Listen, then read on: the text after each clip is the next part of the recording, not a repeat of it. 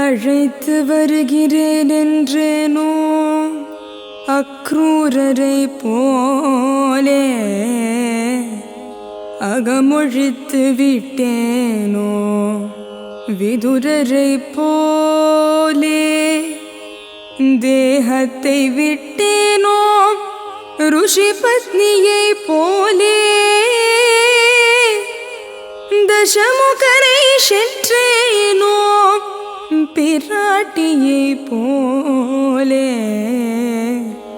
பிணமெழுப்பி விட்டேனோ தொண்டை மானை போலே, பிண விழுந்து இட்டேனோ கந்தா கர்ணனை போலே, தாய் கோலம் செய்தேனோ அனசூயையை போலே, தந்தை எங்கே என்றேனோ துருவனை போலே.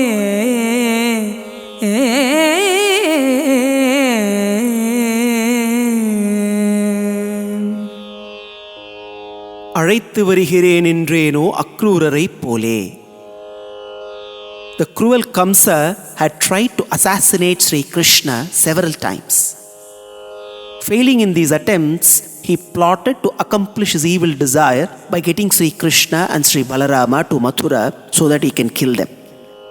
He organized a festival and sent an invitation to both of them through Sri Akrura, who was a Yadava and a close relative to Vasudeva.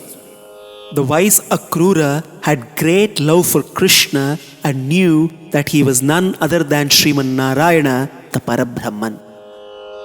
Akrura very well knew that Kamsa's strategy would fail miserably. However, craving to see Krishna and enjoy his presence, Akrura agreed to be Kamsa's messenger and went ahead to Gokul to fetch Krishna and Balarama. All along the way, he just had one thought going on in his mind, the thought of Sri Krishna's blissful company.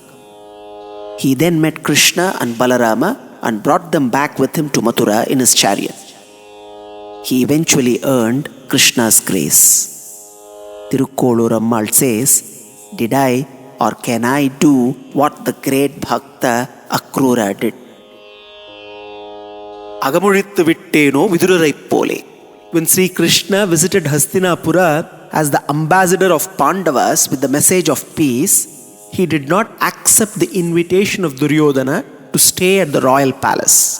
Instead, he decided to stay with the wise Vidura, who lived in a modest house that lacked the grandeur and comforts of the palace.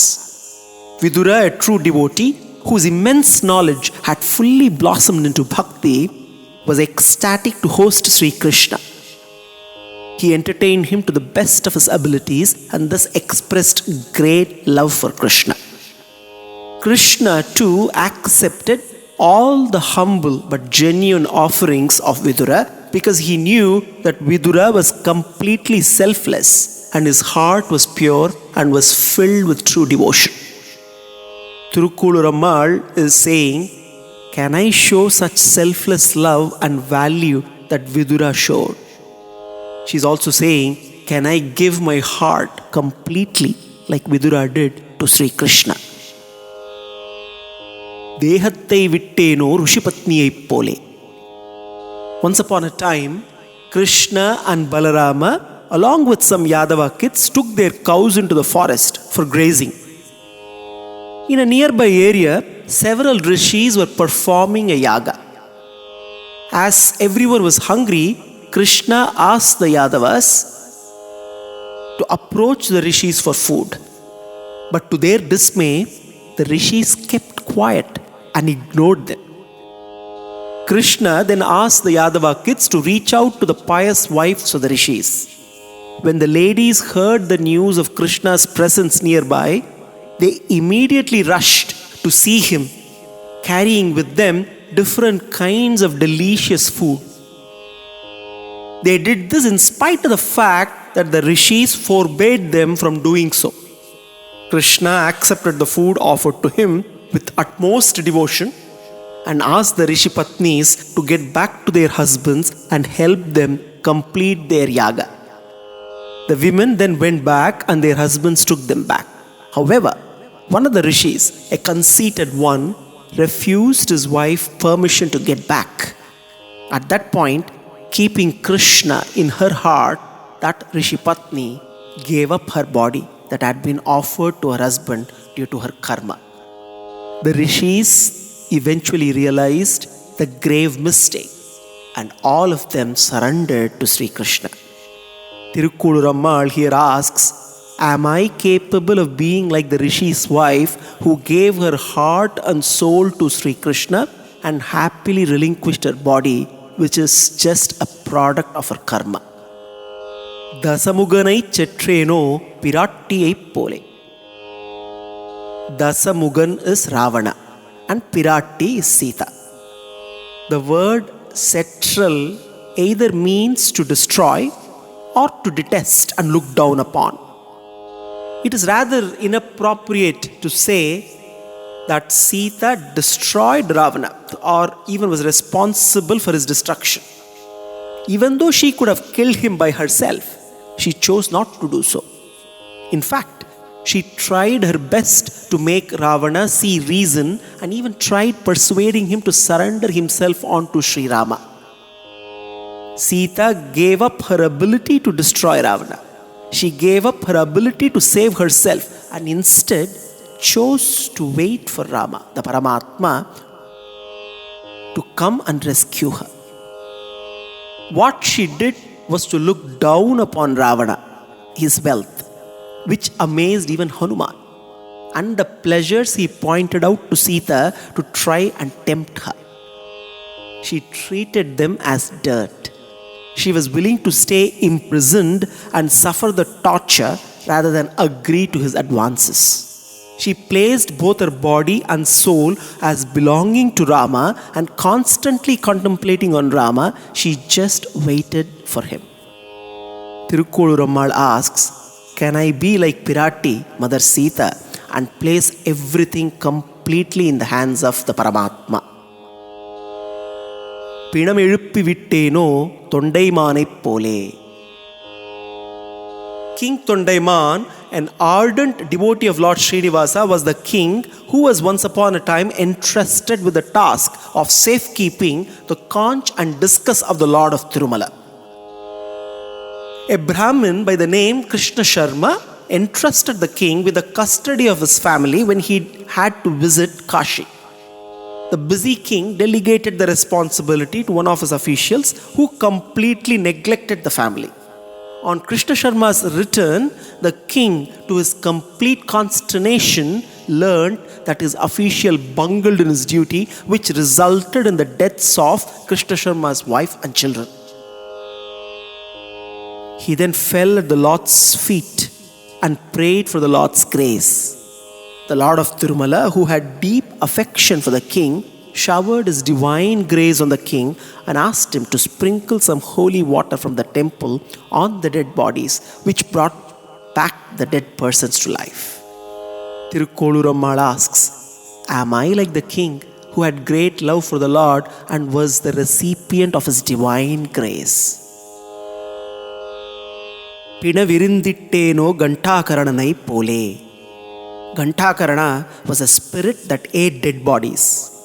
One time, he went to Kailasha and prayed to Lord Shiva to liberate him from the wretched state of a spirit and help him attain moksha.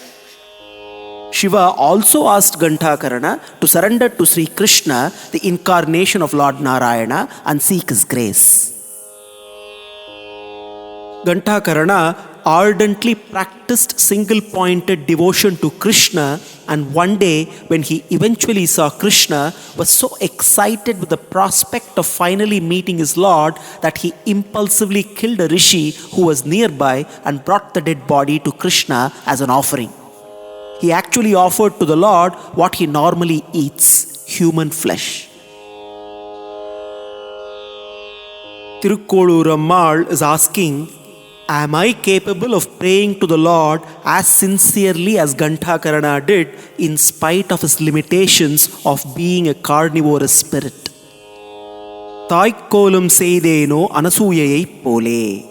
When Lord Rama and Sita visited sage Atri's ashrama, they also met the pious Anasuya, Atri Maharshi's chaste wife, a woman who was all virtues personified, who pampered Sita with all love and affection. Thirukkolur Ammal is asking, can I show the motherly affection to the universal mother Sita that Anasuya showed? தந்தை எங்கே என்றேனோ துருவனைப் போலே. Dhruva was born to Suniti and the king Uttanapada, who was the son of Swayambhuva Manu. The king also had another son, Uttama, born to his second queen, Suruchi, who was the preferred object of his affection. Once, when Dhruva was a child of 5 years of age, the two princes playfully raced towards their father's lap. But the wily Suruchi chided Dhruva and insulted him for trying to woo the attention of his father, pushed him away, and she further mocked at his plight by asking him to redeem himself by seeking Lord Vishnu's blessings. Suniti consoled the distraught child by asking him to take Suruchi's words seriously and to observe penance in meditation of Lord Narayana, the father of the universe. She bid him farewell as Dhruva set out on a lonely journey to the forest. Noticing his resolve, the divine sage Narada appeared before Dhruva and tried to desist him from assuming a severe austerity upon himself at such a tender age. But Dhruva's fierce determination knew no bounds, and the astonished sage guided him towards his goal by teaching him the mantra Om Namo Bhagavate Vasudevaya. Having been advised, Dhruva started his penance and went without food and water for 6 months, his mind fixed on the Lord. The austerity of his penance shook the heavens, and the Lord appeared before him. Dhruva prostrated himself before the Lord, but he could not utter a single word. After all, he was a little boy. The Lord touched his right cheek with his divine conch, and that triggered an outpouring of a glorious hymn in the praise of Lord Narayana, which is called Dhruvastuti. Thirukkolur Ammal is asking, do I have the deep faith that Dhruva had and the great devotion he showed to the Father of this universe?